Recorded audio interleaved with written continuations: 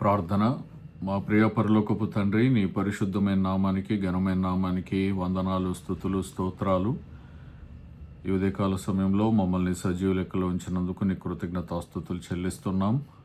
ఉదయమో నీ కరుణాపీఠం ఎద్దుకు వచ్చి నీ బంగారు పాదములను ముద్దు పెట్టుకొని మా పాపమును, మా పితరుల పాపము, మా దేశం యొక్క పాపం నీ సన్నిధిలో ఒప్పుకుంటున్నాం.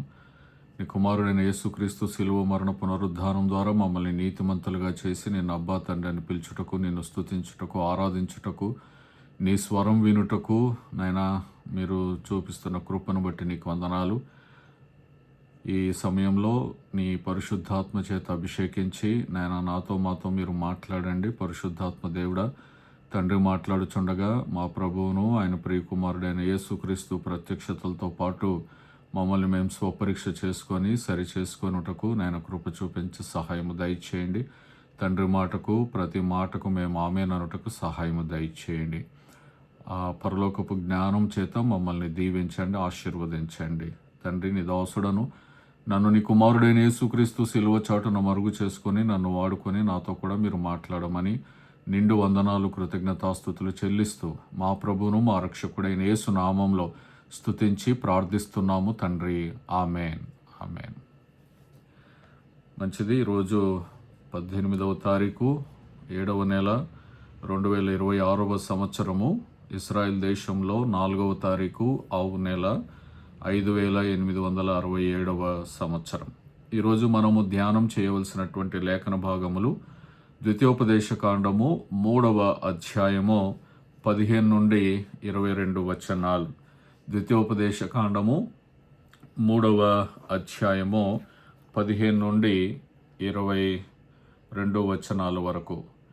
మాకీరియులకు గిలాదు నిశ్చితిని, గిలాదు మొదలుకొని అర్నోను లోయ మధ్య వరకును, యబ్బోకు నది వరకును, అమ్మోనీయుల పడమటి సరిహద్దు వరకును, కిన్నెరెతు మొదలుకొని తూర్పు దిక్కున పిస్గా కొండ చర్యల దిగువగా ఉప్పు సముద్రము అనబడిన అరాబా సముద్రం వరకును వ్యాపించి ఉన్న అరాబా ప్రదేశమును, యోర్దాను లోయ మధ్యభూమిని రూబేనీయులకు, గాదీయులకు ఇచ్చితిని. ఆ కాలమందు నేను మిమ్మును చూచి మీరు స్వాధీనపరచుకొనున్నట్లు మీ దేవుడైన యెహోవా ఈ దేశమును మీకు ఇచ్చెను. మీలో పరాక్రమవంతులందరూ యుద్ధ సన్నద్ధులై మీ సహోదరులకు ఇశ్రాయేలుల ముందర నది దాటవలెను. అయితే యెహోవా మీకు విశ్రాంతినిచ్చినట్లు మీ సహోదరులకును విశ్రాంతినిచ్చు వరకు, అనగా మీ దేవుడైన యెహోవా యోర్దాను అద్దరిని వారికిచ్చుచున్న దేశమును వారు స్వాధీనపరచుకుని వరకు మీ భార్యలను, మీ పిల్లలను, మీ మందలను నేను మీకిచ్చిన పురములలో నివసింపవలెను. తరువాత మీలో ప్రతివాడును నేను మీకిచ్చిన తన తన స్వాస్థ్యమునకు తిరిగి రావాలనని మీకు ఆజ్ఞాపించితిని. ఆ కాలం మీ మందలు విస్తారములని నాకు తెలియను. ఆ కాలమున నేను యెహోషువతో ఇట్లంటిని, మీ దేవుడైన యెహోవా ఈ ఇద్దరు రాజులకు చేసినదంతయు నీవు కన్నులారా చూచితివి గదా. నీవు వెళ్ళుచున్న రాజ్యములనన్నిటికీ యెహోవా అలాగుననే చేయును. మీ దేవుడైన యెహోవా మీ పక్షముగా యుద్ధము చేయువాడు గనక వారికి భయపడవద్దని ఆజ్ఞాపించితిని. మరియు ఆ కాలమున నేను 22 వచనాల వరకు. తర్వాత ఈరోజు క్రొత్త నిబంధనలో అపోస్తల కార్యములు 9వ అధ్యాయము 1 నుండి 21 వచనాల వరకు. అపోస్తలుల కార్యములు 9వ అధ్యాయము 1 నుండి 21వ వచనం వరకు. సౌలు ఇంకను ప్రభు యొక్క శిష్యులను బెదిరించుటయును, హత్య చేయుటయును తనకు ప్రాణాధారమైనట్టు ప్రధాన యాజకుని యొద్దకు వెళ్ళి, ఈ మార్గమందున్న పురుషులనైనను స్త్రీలనైనను కనుగొనిన ఎడల వారిని బంధించి యెరూషలేమునకు తీసుకొని వచ్చుటకు దమస్కులోని సమాజముల వారికి పత్రికలిమ్మని అడిగాను. అతడు ప్రయాణము చేయుచు దమస్కు దగ్గరకు వచ్చినప్పుడు అకస్మాత్తుగా ఆకాశము నుండి ఒక వెలుగు అతని చుట్టూ ప్రకాశించాను. అప్పుడు అతడు నేల మీద పడి, సౌలా సౌలా, నీవేళ నన్ను హింసించుచున్నావని తనతో ఒక స్వరము పలుకుట వినాను. ప్రభువా, నీవెవడవని అడుగగా ఆయన, నేను నీవు హింసించుచున్న యేసును. లేచి పట్టణంలోనికి వెళ్ళుము, అక్కడ నీవు ఏమి చేయవలెనో అది నీకు తెలియబడునని చెప్పాను. అతనితో ప్రయాణము చేసిన మనుష్యులు ఆ స్వరము వినిరు గాని ఎవనిని చూడక మౌనులై నిలవబడిరి. సౌలు నేల మీద నుండి లేచి కన్నులు తెరిచినను ఏమీ చూడలేకపోయాను గనక వారతని చెయ్యి పట్టుకొని దమస్కులోనికి నడిపించిరి. అతడు 3 దినములు చూపు లేక అన్నపానములేమియో పుచ్చుకొనకుండెను. దమస్కులో అననీయ అను ఒక శిష్యుడుండెను. ప్రభు దర్శనమందు అననీయ అని అతని పిలవగా అతడు, ప్రభువా, ఇదిగో నేనున్నాననేను. అందుకు ప్రభువు, నీవు లేచి తిన్నది అనబడిన వీధికి వెళ్ళి యూదాను వాని ఇంట తార్సువాడైన సౌలును వాని కొరకు విచారించుము. ఇదిగో అతడు ప్రార్థన చేయుచున్నాడు. అతడు అననీయను ఒక మనుష్యుడు లోపలికి వచ్చి తాను దృష్టి పొందినట్లు తల మీద చేతులుంచుట చూచి ఉన్నాడని చెప్పాను. అందుకు అననీయ, ప్రభువా, ఈ మనుష్యుడు యెరూషలేములో నీ పరిశుద్ధులకు ఎంతో కీడు చేసి ఉన్నాడని అతని గూర్చి అనేకుల వలన వింటిని. ఇక్కడను నీ నామమును బట్టి ప్రార్థన చేయు వారందరినీ బంధించుటకు అతడు ప్రధాన యాజకుల వలన అధికారము పొంది ఉన్నాడని ఉత్తరమిచ్చాను. అందుకు ప్రభువు, నీవు వెళ్ళుము, అన్యజనుల ఎదుటను రాజుల ఎదుటను ఇశ్రాయేలుల ఎదుటను నా నామమును భరించుటకు ఇతడు నేను ఏర్పరచుకొనిన సాధనమై ఉన్నాడు. ఇతడు నా నామము కొరకు ఎన్ని శ్రమలను అనుభవింపవలెనో నేను ఇతనికి చూపుదునని అతనితో చెప్పాను. అననీయ వెళ్ళి ఆ ఇంట ప్రవేశించి అతని మీద చేతులుంచి, సౌలా, సహోదరుడా, నీవు వచ్చిన మార్గములో నీకు కనబడిన ప్రభు అయిన యేసు నీవు దృష్టి పొంది పరిశుద్ధాత్మతో నింపబడినట్లు నన్ను పంపి ఉన్నాడని చెప్పాను. అప్పుడే అతని కన్నుల నుండి పొరల వంటివి రాలగా దృష్టి కలిగి లేచి బాప్తిజమము పొందాను. తరువాత ఆహారము పుచ్చుకొని బలపడాను. పిమ్మట అతడు దమస్కులోనున్న శిష్యులతో కూడా కొన్ని దినములుండెను. వెంటనే సమాజ మందిరములలో యేసే దేవుని కుమారుడని ఆయనను గూర్చి ప్రకటించుచూ వచ్చాను. వినిన వారందరూ విభ్రాంతి నొంది, యెరూషలేములో ఈ నామమును బట్టి ప్రార్థన చేయువారిని నాశనం చేసిన వాడు ఇతడే కాడా, వారిని బంధించి ప్రధాన యాజకుల యొద్దకు కొనిపోవుటకు ఇక్కడికి కూడా వచ్చి ఉన్నాడని చెప్పుకొనిరి. ఈరోజు చదవబడినటువంటి లేఖన భాగాలు రెండు కూడా ద్వితీయోపదేశకాండము 3వ అధ్యాయం 15 నుండి 22, అపోస్తలుల కార్యములు 9వ అధ్యాయం 1 నుండి 21 వచనాలు. ఇవి రెండు చూస్తే ఒకదానితో ఒకటి సంబంధం లేనట్టుగా కనపడుతుంది. కానీ ఈరోజు దేవుడు మనతో కొన్ని ప్రాముఖ్యమైన విషయాలు ఈ రెండు లేఖన భాగాల్లో నుండి మాట్లాడుతున్నాడు. రెండు భాగాలు కూడా దేవుని రాజ్య కార్యాన్ని ఒక నాయకుని నుండి మరొక నాయకునికి అప్పగించడం, దేవుని పిలుపు, ధైర్యము, విశ్వాసము, దేవుని సంకల్పాన్ని నెరవేర్చే నాయకత్వాన్ని తెలియచేస్తూ ఉంటాయి. ద్వితీయోపదేశకాండము 3వ అధ్యాయము 15 నుండి 22 వచనాలు గనుక మనం చూస్తే, మోషే యెహోషువను ప్రజల నాయకునిగా సిద్ధపరుస్తాడు. అపోస్తలుల కార్యములో 9వ అధ్యాయంలో మనం చూసుకుంటే యేసు సౌలును అపోస్తలుడిగా పిలుస్తాడు. ఇక్కడ దేవుడు తన కార్యానికి తన నాయకులను సిద్ధపరుస్తాడు. ఇది మనం గమనించాలి. అక్కడ కనాను దేశంలోనికి ప్రవేశించడానికి మోషే దగ్గర నుండి ప్రారంభించి యెహోషువ వరకు దేవుడు తన నాయకులను ఎన్నుకుంటున్నాడు. ఇక్కడ యేసు సౌలుని అపోస్తలుడిగా ఎన్నుకుంటున్నాడు. ద్వితీయోపదేశకాండంలో యెహోషువకు దేవుడు ధైర్యం చెప్తా ఉన్నాడు, భయపడకు అని చెప్పి. అలాగనే అపోస్తలుల కార్యంలో అనన్య ఏం చేస్తాడు అని అంటే సౌలుని ధైర్యపరిచి ప్రార్థన చేస్తాడు. నాయకత్వానికి ధైర్యము దేవుని నుండే వస్తుంది. పరిస్థితులను చూస్తే భయపడతాం, కానీ దేవుని నుండి మనము ధైర్యము తెచ్చుకోవాల్సిన వారమై ఉన్నాం. మనము ద్వితీయోపదేశకాండంలో మనం చూసాం, దేవుడే యుద్ధము చేస్తాడు, దేవుడే యుద్ధం చేస్తాడు, దేవుడే విజయం అనుగ్రహిస్తాడు. ఇక్కడ క్రీస్తే సౌలును మార్చి తన పనికి ఉపయోగించుకున్నాడు. ఇప్పుడు పౌలుకి ఎలాగుందనంటే ఇది కూడా ఒక యుద్ధం. దేవుడు యుద్ధంలోనికి పౌలుని పంపిస్తా ఉన్నాడు. విజయం అనేది మానవ శక్తితో కాదు, కానీ దేవుని శక్తితోనే వస్తుంది. ద్వితీయోపదేశకాండంలో యెహోషువ దేవుని వాగ్దాన భూమిలోనికి ప్రజల్ని నడిపిస్తాడు. పౌలు అన్యజనులకు రక్షణ సువార్తను ప్రకటించి వాళ్ళను పరలోక రాజ్యం వైపు నడిపిస్తాడు. కాబట్టి దేవుని కార్యము తరతరాలకు దేవుడు నిర్ణయించుకున్న, దేవుడు నియమించుకున్న నాయకుల ద్వారా జరుగుతూనే ఉంటుంది. నేను చేస్తేనే అవుతుంది, నేను ఉంటేనే అవుతుంది, నేను పాడితేనే పాటలు, నేను చేస్తేనే ఆరాధన, నేను చేస్తేనే పరిచర్య అనుకోవడానికి లేదు. ఆది నుండి కూడా దేవుడు ఎవరినో ఒకరిని తన పనిని సంపూర్ణంగా కొనసాగించడానికి వాడుకుంటూనే ఉన్నాడు. మరి ఈరోజు మనము నేర్చుకుంటున్నటువంటి అంశం పేరు వారసత్వ నాయకత్వం నుండి సువార్త నాయకత్వం వరకు. వారసత్వ నాయకత్వం నుండి సువార్త నాయకత్వం వరకు.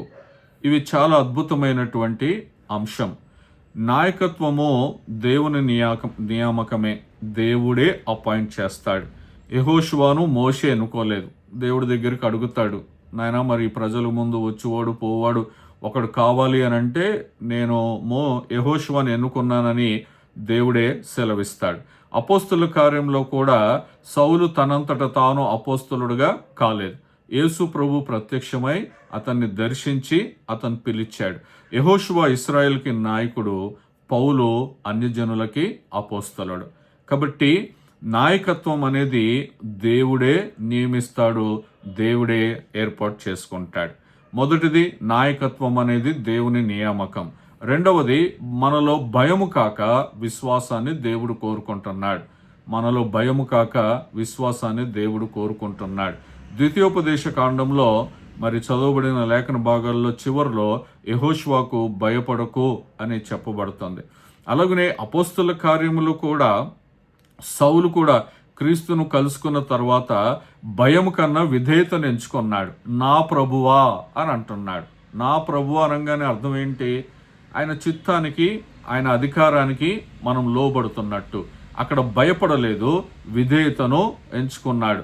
మరి చూడండి, ఇన్ని రోజులు నేను ఎవరైతే కావాలనుకుంటున్నానో, ఎవరి నామం పేరిట ఉన్న ప్రజల్ని హింసిస్తున్నాడో ఆ యేసే దొరికాడు కాబట్టి ఇప్పుడు యేసు నేను ఏమైనా చెయ్యొచ్చు అని అనుకోలేదు. ఆయన ప్రభు ప్రత్యక్షతను పొందుకోగానే, దర్శనం పొందుకోగానే నా ప్రభువా నేనేం చెయ్యాలి అని అంటున్నాడు. దేవుని పిలుపు వచ్చినప్పుడు మన బలహీనతను కాదు, కానీ దేవుని సన్నిధిని చూడాలి, దేవుని సన్నిధిలో నిలబడాలి, దేవుని ఆశ్రయాన్ని మనం పొందుకోవాలి. అప్పుడే దేవుడు మనల్ని వాడుకుంటాడు. నాయకత్వం అనేది దేవుని నియామకము. రెండవది భయము కాక విశ్వాసమనే దేవుడు కోరుకుంటున్నాడు. మూడో విషయం ఏమిటి అనంటే దేవుడు హృదయాలను మారుస్తాడు. ద్వితీయోపదేశ కాండంలో యెహోషువకు బాధ్యత అప్పగించబడింది. అప్పటి వరకు మోషే చేతి కింద, అసలు మోషేకి కూడా తెలియనట్టుగా మరి యెహోషువ పనిచేస్తూ పోయాడు. ఏ పని చెప్పినా కూడా మరి యెహోషువ అన్ని అనుకూలంగా ఆ నాయకునికి అందుబాటులో ఉండి అది పరలోకం నుండి దేవుడు చూస్తూ ఉన్నాడు. అతని పరిస్థితి అంతా కూడా పరలోకం నుండి దేవుడు చూస్తూ ఉన్నాడు. మనం మనుషులు చూడాలని చూస్తూ ఉంటాం. మోషేకు కూడా తెలియదు దేవుడు యెహోషువను ఎన్నుకున్నాడని. యెహోషువ ఎంత నమ్మకముగా ఒక ఆత్మీయ నాయకుని చేతి కింద పనిచేస్తున్నాడు అని అంటే దేవుడు దృష్టించేంతగా, దేవుడు ఎన్నుకునేంతగా నమ్మకముగా పనిచేశాడు. ఎప్పుడు కూడా మోషేని విడిచిపెట్టలేదు. ఈరోజు మనము సులువుగానే సంఘాలను విడిచిపెట్టేస్తాం, సులువుగానే సేవకులను విడిచిపెట్టేస్తాం, సులువుగానే దేవుణ్ణి కూడా విడిచిపెట్టేసే పరిస్థితుల్లో క్రైస్తవ్యం ఉంది. కానీ మరి యెహోషువ ఎలాగున తన మార్పిడి జరిగింది చూడండి. ఒక దాసుని దగ్గర నుండి మరి దేవుడు నాయకునిగా మార్చాడు. దాసుని హృదయము కలిగి ఉండడము. అసలు ఇంకొక మాట చెప్పాలనంటే దేవుడు ధర్మశాస్త్రం ఇచ్చినప్పుడు దాసునితోనే, బానిసతోనే ప్రారంభమవుతుంది. దాసుడు అనేది చాలా ప్రాముఖ్యమైన విషయం. ఈరోజు దానికి మనం నిర్వచనాన్ని మార్చేస్తూ ఉన్నాం. మన సొంత ఆలోచనలతో, మన సొంత క్రియలతో దాని నిర్వచనాన్ని, దాని అర్థాన్ని మార్చేస్తూ ఉన్నాం. తెషువా, హీబ్రూలో తెషువా అనంటే దేవుని వైపు తిరిగి రావడం.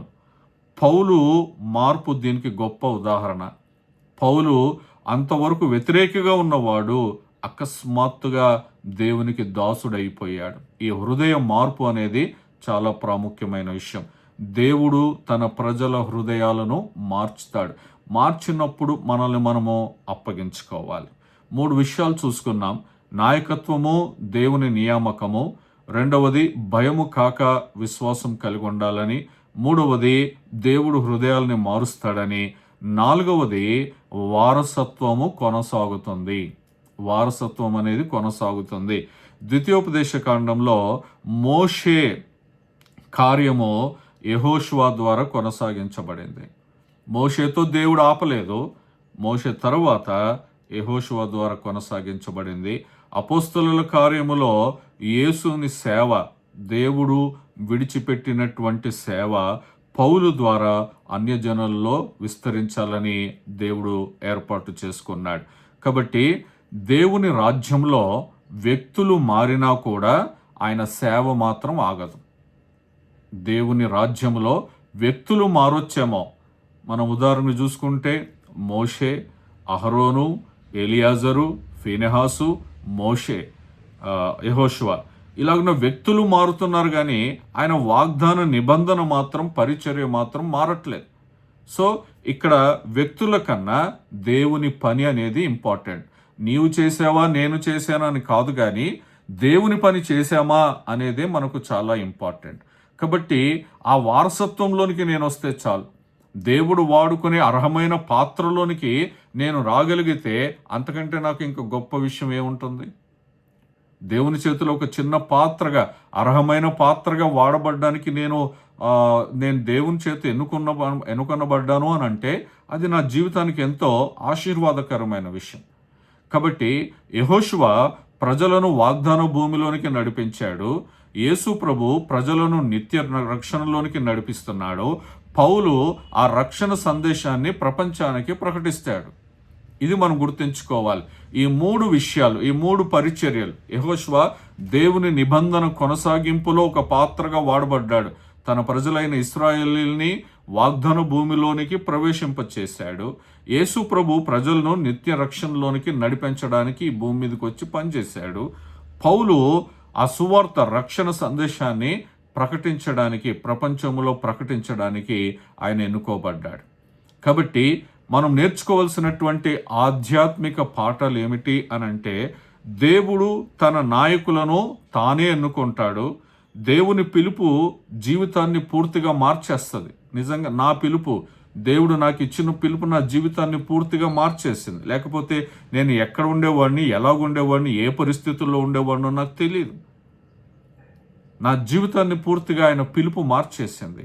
అనేకులకు ఆశీర్వాదకరంగా మీ పిలుపు కూడా అలాగుండాలి. అలాగున ఆ పిలుపుకు మరి పౌలు అంటాడు కదా, పరలోకం నుండి కలిగిన ఏ దర్శనమునకు కూడా నేను అవిధేయుడను కాలేదు అని అంటాడు. కాబట్టి ఆ పిలుపుకు మనం లోబడి ఉండాలి. ఈరోజు ఆధ్యాత్మిక తల్లిదండ్రుల పిలుపుకి నువ్వు లోబడి ఉండకపోతే పరలోకపు పిలుపుకి మీరు లోబడతావు అనేది చాలా అబద్ధం. అది మూడవది, భయానికి బదులుగా విశ్వాసంతో ముందుకు సాగాలి. యెహోషువ విశ్వాసం ఏంటి? దేవుడు వాగ్దానం చేశాడు, 400 సంవత్సరాల క్రితమే వాగ్దానం చేశాడు, ఖచ్చితంగా దేవుడు తీసుకెళ్తాడు. ఆ స్థిర విశ్వాసంతో యెహోషువ ఉన్నాడు. ఆ దాన్ని దేవుడు చూసి అతన్ని నాయకునిగా దేవుడు ఏర్పాటు చేసుకున్నాడు. నాలుగవది, దేవుని కార్యము ఒక తరం నుండి మరొక తరానికి కొనసాగుతుంది. ఆ తరంలో నీవు నేను ఉన్నాం. ఒక తరంలో ఉన్నాం మనం ఇప్పుడు. మరి దేవుడు మనల్ని ఎన్నుకునే విధంగా, వాడుకునే విధంగా మన జీవితాలు ఆయనకు విధేయత చూపిస్తున్నాయా లేదా? నిజమైన నాయకత్వము దేవుని చిత్తానికి విధేయతతో ఉంటుంది. నిజమైన నాయకత్వం అనేది దేవుని చిత్తానికి విధేయతతో ఉంటుంది. కాబట్టి ఈ ద్వితీయోపదేశ కాండము, అపోస్తలుల కార్యములు, అక్కడ యెహోషువ, ఇక్కడ పౌలు, మధ్యలో యేసు ప్రభువారు, ఈ ముగ్గురిని ఈరోజు మనల్ని మన ముందు దేవుడు పెట్టి మాట్లాడుతున్నాడు. దేవుడు ఎన్నుకున్న నాయకుడు తన బలముతో కాదు, దేవుని పిలుపుతోనే పనిచేయాలి. దేవుడు ఎన్నుకున్న నాయకుడు తన డబ్బుతో కాదు, దేవుని పిలుపు ద్వారానే పనిచేయాలి. దేవుడు ఎన్నుకున్న నాయకుడు భయముతో కాదు, విశ్వాసముతో పనిచేయాలి. దేవుడు ఎన్నుకున్న నాయకుడు తన వెనుకున్న బంధు బలగమో లేకపోతే ఆస్తిపాస్తులతోనో, తన శక్తితోనో, రాజకీయ పలుకుబడితోనో కాదు, దేవుని పిలుపుతోనే పనిచేయాలి. నీకు ఏమీ లేకున్నా దేవుని పిలుపు ఉంటే ఆయన వాడుకుంటాడు. నీకు అన్నీ ఉంటే నువ్వు వాటి మీద ఆధారపడతావు కాబట్టి ఇక నువ్వు దేవుడి మీద ఆధారపడవు. కొన్నిసార్లు నువ్వు దేని మీద ఆధారపడుతున్నావో అవి దేవుడు తీసేస్తాడు తన వైపు తిరగడానికి, దేవుని వైపు తిరగడానికి. అప్పుడు కూడా మనం విధేయత చూపించి దేవుని వైపు తిరిగి దేవుని వైపు దేవుని పనిని కొనసాగించే వారముగా మనం ఉండాలి. కాబట్టి నాకు పిలుపు అవసరం, దేవుని పిలుపు అవసరం, దేవుని పిలుపు చేత నేను వాడబడాలి. ఇంకొక మాట కొందరు వాడతారు, బలుపు అని వాడతారు. ఎందుకు బలుపు అంటారు వాటిని? వాళ్ళకు ఉన్న దాన్ని బట్టి ఆ అహంకారము, ఆ గర్వం ఉంటుంది కదా, నువ్వు దాంతో నేను సేవ చేస్తాను అని అంటే ఎట్టి పరిస్థితుల్లో కూడా కుదరదు. దేవుని పిలుపు చాలా ప్రాముఖ్యమైన విషయం. యెహోషువ అడగలేదు, మోషేని అడగలేదు, దేవుణ్ణి అడగలేదు. కానీ తాను పని చేస్తున్న విధానాన్ని బట్టి, లోబడుతున్న విధానాన్ని బట్టి, విధేయత చూపిస్తున్న విధానాన్ని బట్టి ఎడతెగక ఒక నాయకుణ్ణి విడిచిపెట్టకుండా, అందరూ పాలెం కింద ఉన్నారు, మోషే కొండపైన ఉన్నాడు, కొండ అడుగు భాగములో యెహోషువ ఉన్నాడు. నాయకుని కోసం ఎదురు చూస్తూ ఉన్నాడు, నాయకుని కోసం వేచి చూస్తూ ఉన్నాడు, నాయకుని కోసం కనిపెట్టుకుంటూ ఉంటున్నాడు. అటువంటి లక్షణాలు ఏ సేవకునిలో, ఏ విశ్వాసిలో ఉంటాయో దేవుడు ఖచ్చితంగా వాళ్ళని వాడుకుంటాడు. కాబట్టి దేవుడు ఎన్నుకున్న నాయకుడు తన బలముతో కాదు, దేవుని పిలుపు మరియు శక్తితో ఆయన రాజ్యాన్ని ముందుకు నడిపిస్తాడు. ఈరోజు మరి వారసత్వ నాయకత్వం మోషే నుండి యెహోషువ వరకు ఎలాగొచ్చిందో, సువార్త నాయకత్వం మరి యేసు ప్రభు అది శిష్యులందరికీ అందించాడు. ఆ తర్వాత పౌలుని ఎన్నుకొన్నాడు, పౌలుకి అప్పగించాడు అన్యజనుల సువార్త, అన్యజనుల రక్షణ బాధ్యత. ఈరోజు ప్రతిసారి మనము ప్రార్థన చేస్తూ ఉన్నాం, పరిశుద్ధుల పరిచర్య, అన్యజనుల పరిచర్య, స్వజనుల పరిచర్య. దేవుడు ఈ మూడిటిలో మనల్ని వాడుకొని తన రాజ్య వ్యాప్తి కొరకు, తన మహిమ కొరకు మనల్ని వాడుకొనుగాక. ఆ కృప దేవుడు మనందరికీ దయచేయునుగాక. ఆమెన్.